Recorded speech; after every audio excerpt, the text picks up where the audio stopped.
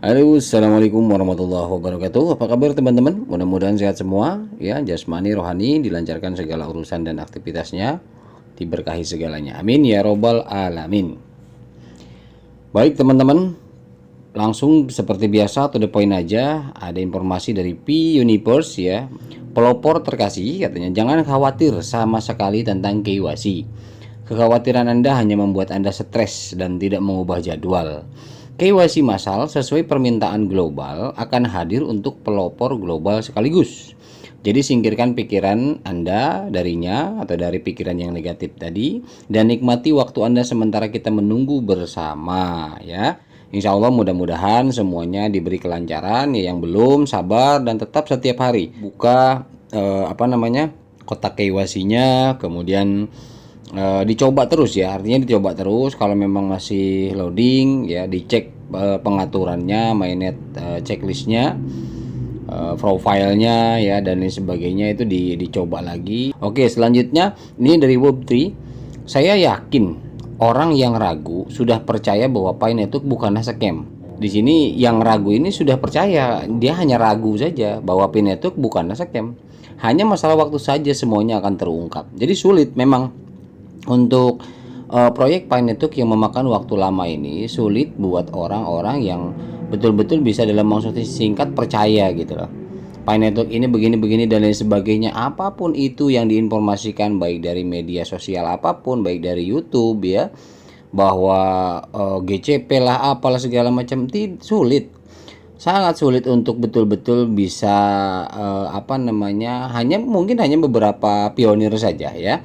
Beberapa pionir saja yang meyakini bahwa ini adalah proyek yang luar biasa. Tapi masih banyak juga pionir yang memang sulit untuk mempercayai, bahkan di luar pionir pun yang bukan pionir apalagi kan gitu ya. Jadi wajar, tapi ya waktu yang akan mengungkap ya. Oke, kita lanjut. Ini dari informasi dari CoinDesk katanya, yakin bahwa ya JP Morgan ya, ini JP Morgan yakin bahwa akan membutuhkan waktu sebelum jaringan perbankan baru didirikan untuk mengisi kekosongan di Amerika Serikat yang ditinggalkan oleh keruntuhan Silvergate Bank, Silicon Valley Bank, dan Signature Bank. Jadi banyak sekali ya bank-bank yang runtuh. Nah, ini pertanda apa ini? Tahun ini banyak sekali perbankan yang runtuh ya, yang betul-betul kolaps.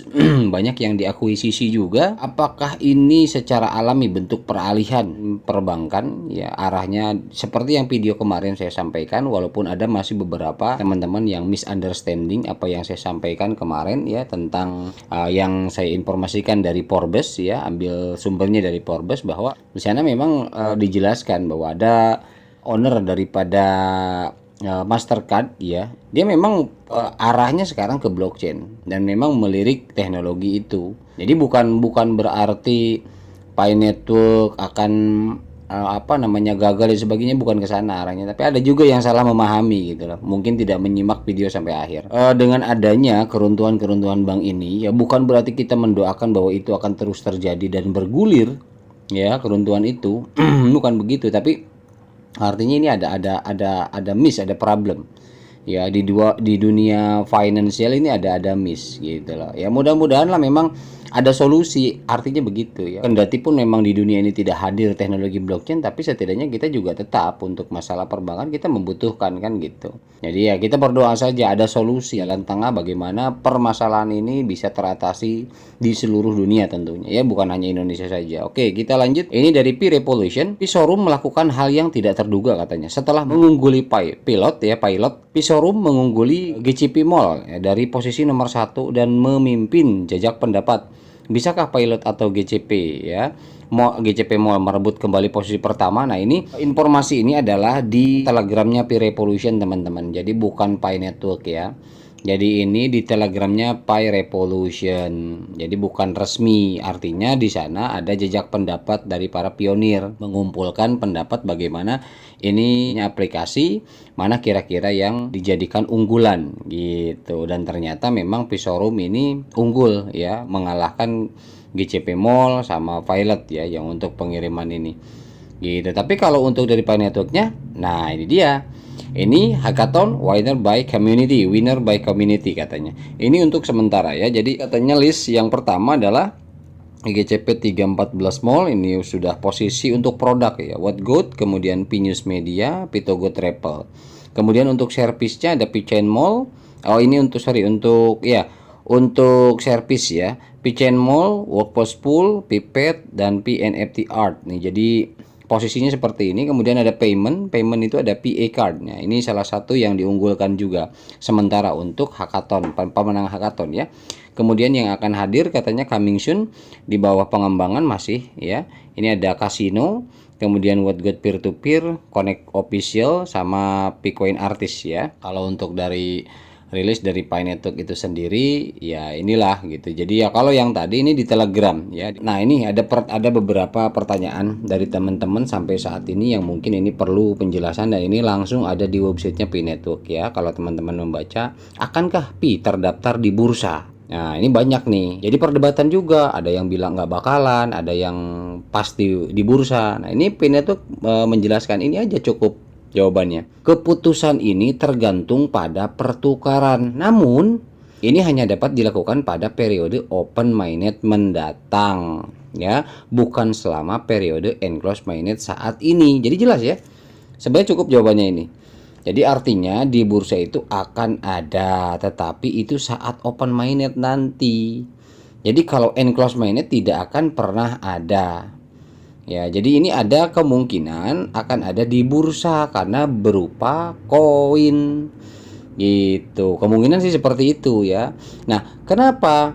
Karena akhir tahun kemarin ya, mulai tahun kemarin saya menjelaskan bahwa Bitcoin ini kan kalau saya pribadi nih, kalau boleh sharing teman-teman, Bitcoin ini kan hibrid ya, hibrid coin. Karena kenapa? Karena ketika memang ini diadopsi oleh government ya di seluruh dunia, bisa saja ini dijadikan mata uang digital, tetapi tidak demikian. Kita harus memahami makna daripada mata uang digital dan cryptocurrency.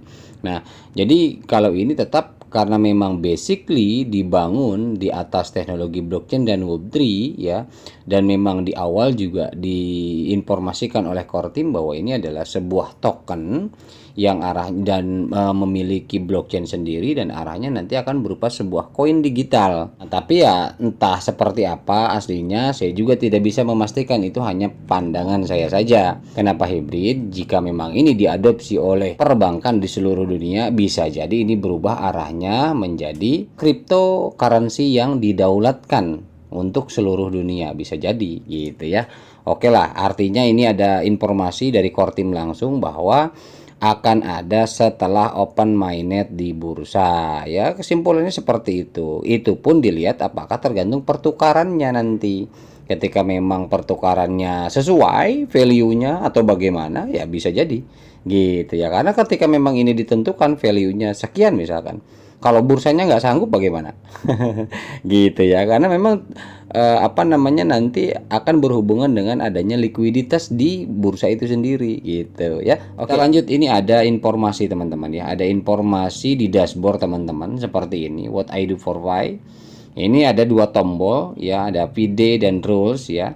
Nah, teman-teman ketika klik VD ini bisa baca teman-teman ya. Bisa baca banyak ya, artinya saya juga nggak mungkin karena terlalu panjang ya. Yang harus dibaca teman-teman juga bisa baca aja di translate, itu kan bisa bahasa Indonesia ya. Teman-teman bisa pahami apa yang disampaikan oleh core team. Nah, saya ngambil yang penting-pentingnya saja. Yang pertama ya, apa yang tim inti lakukan. Nah, kalau teman-teman nanya apa sih yang dikerjain tim inti sampai saat ini, masih belum open mainnet juga. Nah, kita coba informasi ini kita pahami. Apa yang tim inti lakukan? Tulang punggung Pi adalah pionirnya untuk memberdayakan puluhan juta individu yang terlibat dan terdistribusi. Tim inti telah membangun, membimbing, dan menyelaraskan komponen jaringan yang diperlukan bagi pionir untuk tumbuh sampai saat ini selama berapa? 4 tahun ya. Berkolaborasi mengeluarkan potensi mereka, menggunakan bakat mereka, dan berkontribusi secara beragam pada misi bersama Pi. Ya, ada bakat-bakat developer di sini sudah masuk. Mekanisme pengembangan inti Pi berbicara tentang esensi dari proses meritokratis dari upaya kolektif komunitas Pi yang masif ini, dan arti sebenarnya dari desentralisasi. Upaya desentralisasi dipasangkan dengan imbalan yang didistribusikan secara luas ya. Dalam periode jaringan tertutup saat ini, tim inti terus membangun infrastruktur dan fitur-fitur yang diperlukan untuk memungkinkan pelopor mencapai kedua tujuan tersebut. Selain pencapaian yang tercantum di atas selama setahun terakhir, hari ini kami mengumumkan beberapa rilis baru yang menarik yang akan lebih memberdayakan komunitas. Pengumuman hari ini hanya akan mencakup rilis utama baru atau terbaru, pembaruan produk dan teknologi yang lebih mendetail tentang apa yang telah dikerjakan oleh tim inti selama 3 bulan terakhir akan diberikan sekitar akhir kuartal ini. Ya, tim detailnya akhir kuartal ini berarti kan sekarang masih belum berakhir ya. Ini baru pemberitahuan awal saja, informasi awal nanti akan ada detail ya hasilnya yang diberikan akhir kuartal ini ya. Oke, kemudian ini untuk gambarnya yang pertama adalah KYC untuk semua ya. Yang kita tahu KYC ya, sementara jaringan telah menyediakan KYC massal karena sebagian besar jaringan memenuhi syarat dan mengajukan KYC kapanpun mereka mau. Artinya teman-teman diuji aja, coba aja terus. Walaupun secara sistem mungkin ada yang masih loading dan sebagainya, coba terus, jangan pernah menyerah ya. Karena memang kalau untuk informasi dari core team seperti itu ya, kita tinggal mau aja klik kotak KYC-nya. Kotak KYC itu ya sehari sekali atau sehari 2 kali, karena memang secara sistem mungkin di sananya padat atau apa ya. Jadi jangan menyerah, masih begini terus baru jalanin sehari 2 hari untuk KYC kan gitu ya. Jadi coba aja terus seperti itu, insya Allah dapat ya. Oke, kemudian selanjutnya yang kedua, antarmuka testnet ekosistem baru dengan aplikasi testnet. Nah, ini adalah yang kita tahu di P-Browser ada testnet aplikasi teman-teman ya, seperti informasi di video sebelumnya saya sampaikan juga. Silahkan jika memang ada kontribusi mau cek and recheck ya, buka-buka di testnetnya aplikasi yang sudah tercantum di testnet. Jadi di sini kami mengumumkan ekosistem testnet antarmuka baru untuk aplikasi testnet di P-Browser ya gitu. Jadi ini nggak usah saya bacain, intinya seperti itulah ya. Kemudian selanjutnya beritahu tim Anda untuk memenuhi KYC dan migrasi. Ini ada fitur teman-teman ya. Ada fitur di aplikasi mining teman-teman, ada fitur untuk pemberitahuan KYC ke temannya atau yang punya referral. Itu ada, tinggal klik aja. Ya, itu pemberitahuan untuk KYC. Itu diklik aja, dibantu ya. Gitu. Jadi kalau misalkan akun teman-teman punya 5 referral, diklik, nah ke 5-5-nya itu kan dikasih notifikasi. Setidaknya 3 lah dia melakukan lolos ya, KYC bisa terisi, yang 2 masih pending misalkan. Nah, seperti itu maksudnya. Nah, tombol itu dimanfaatkan, digunakan ya. Selanjutnya sumber daya pengembangan Pi terbaru. Nah, tim inti telah melakukan beberapa peningkatan pada sumber daya pengembang untuk lebih mendukung tujuan enclosed mainnet kami dalam pembuatan utilitas Pi ya. Oke. 2 rilis penting katanya, pembayaran aplikasi untuk menggunakan dan dompet pengembang. Nah, ini untuk dompet pengembang teman-teman, saya singkat saja, saya rangkum saja bahwa setiap aplikasi itu nanti ada dompetnya ya. Untuk dompet pengembang, ketika kita melakukan transaksi di aplikasi tersebut sudah ada pasti dompet penampung daripada pembayaran kita. Kita bayar ke aplikasi tersebut, artinya aplikasi tersebut punya dompet, dan nanti yang penjual atau vendor itu baru nanti me-withdraw daripada aplikasi itu sendiri. Aman nggak? Aman, karena memang itu sudah terkontribusi dengan Pi Network gitu teman-teman ya. Ini untuk dompet saja. Kemudian program ekosistem. Nah, ini ekosistem programnya kita dipinta keterlibatannya untuk membangun ekosistem. Tim inti juga telah mengerjakan berbagai program pengembangan dan ekosistem yang dimaksudkan untuk mendorong pembangunan dan memberi insentif kepada semua perintis untuk bergabung guna membuat utilitas Pi ya. Jadi di sini ekosistem yang dibutuhkan itu adalah penambahan daripada utilitas teman-teman pengembang. Nih, apa yang dilakukan pengembang komunitas katanya di sini ya. Jadi di sini dijelaskan bahwa kita dituntut bagi yang punya kreativitas untuk membuat sebuah platform bisnis, apapun itu bisnisnya ya. Silahkan di sini kontribusi. Ya, artinya teman-teman misalkan apakah bentuknya digital full 100%, membuat aplikasi, atau nanti teman-teman mungkin hanya sebagai ambasador daripada toko-toko bidang apa, misalkan anggaplah bidang kembang toko-toko kembang se-Jabotabek misalkan lah gitu ya, se-Jakarta, nanti dikoordinir buat aplikasinya dan sebagainya, itu bisa saja ya gitu teman-teman. Artinya begitu untuk program ekosistem ini ya. Oke, kemudian apa yang bisa dilakukan Pionir? Nah, yang barusan saya jelasin bahwa Selain daripada, nah ini untuk open mainnet ini ya, intinya jika kita ingin open mainnet atau open network hadir lebih cepat katanya, mari bekerja untuk itu secara khusus. Kematangan dan kesiapan jaringan dapat disiapkan dengan menargetkan dua tujuan jaringan tertutup yang konkret yang disebutkan sebelumnya. Satu, migrasi jaringan KYC dan mainnet. Dan dua, pembuatan utilitas. Jadi ini dua hal besar yang harus kita rampungkan, yaitu KYC dan mainnet. Dan itu nggak bisa mengandalkan core team semata. Memang keterlibatan pionir di sini dibutuhkan juga ya, seperti validator juga kerja keras ya. Kemudian pionirnya juga jangan malas-malasan klik KYC-nya ya. Oke lah, hari ini kita macet, hari ini kita nggak masuk, besok juga belum, lusa juga belum, 3 hari berturut-turut masih begitu aja. Hari keempat mana tahu kita klik lagi, akhirnya KYC kita masuk. Gitu teman-teman ya. Oke, untuk KYC massal dan migrasi mainnet. Nah, ini juga yang pertama lulus KYC dan migrasi sendiri.